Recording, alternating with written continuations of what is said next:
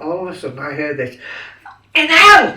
And I said, What's the matter with you? I went to the bottom of the stairs. "What's the matter with you? What's the matter?"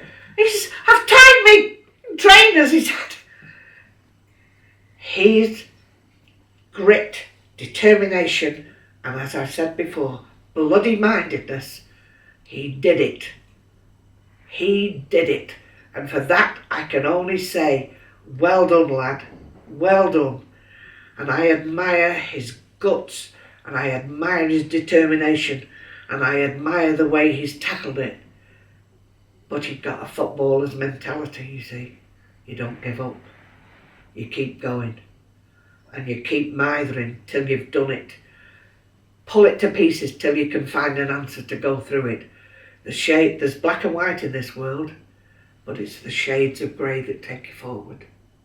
And that's the important part. My son today is still not like he'd like to be. He has a strange gait the way he walks. His short-term memory plays tricks on him. He can't remember things. He sometimes forgets to do things. But you know something?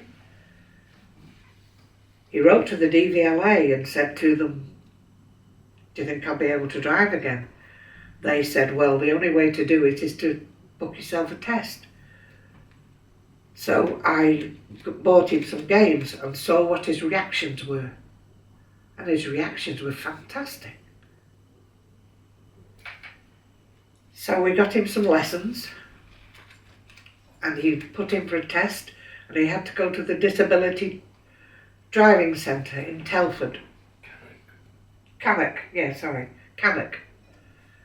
I took him there, and I went in my manual car.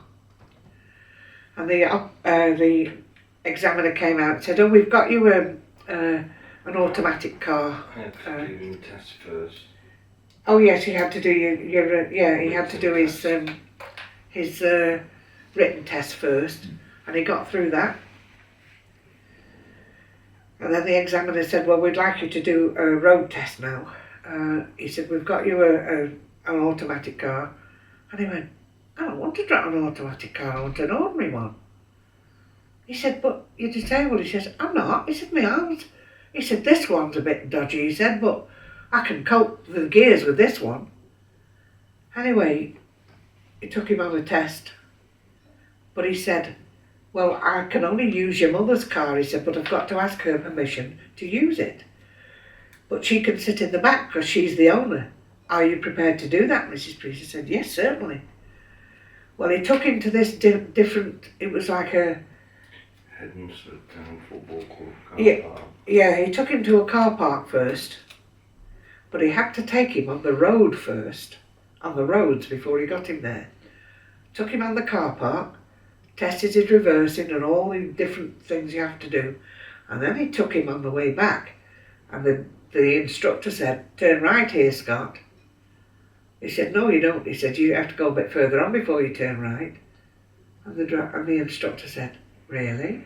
He says, "Yeah, you don't turn here, you turn the next one." He was testing him to see whether he could do it or not. And he did it. And when he got back, he looked at Scott and he said, "I am very pleased to tell you, Scott, that you have passed your driving test again."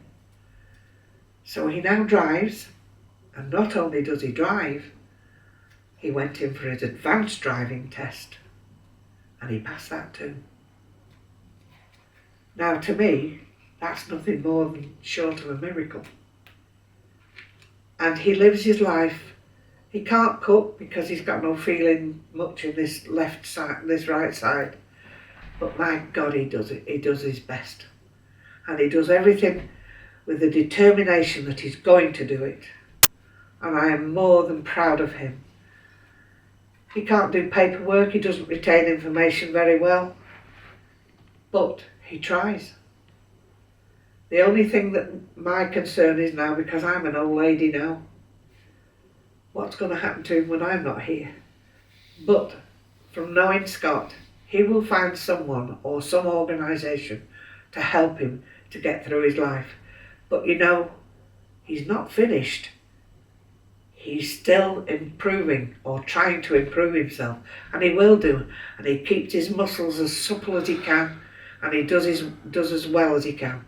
He's got very poor balance, and he falls over regularly, and he's always got scrubs on his elbows and knees and knuckles, but he gets up, dusts himself off, and he goes along and gets up again and does it again. And the people I've taken him to, the consultants I saw, I had to take him to the Hayward Hospital. Professor Ward helped him a lot with Botox in his muscles. I had to take him to Pindersfield Hospital to see a consultant neurologist there. I've taken him loads of places, and we've seen some horrendous things from road accidents. And if people only knew, or they've seen some of the things we've seen because of careless, stupid, or accidental accidents, they would be more careful on the road than what they are. And that story is, to me, I've nothing but admiration for my son, and I'm just in awe of what he's achieved and how he's achieved it.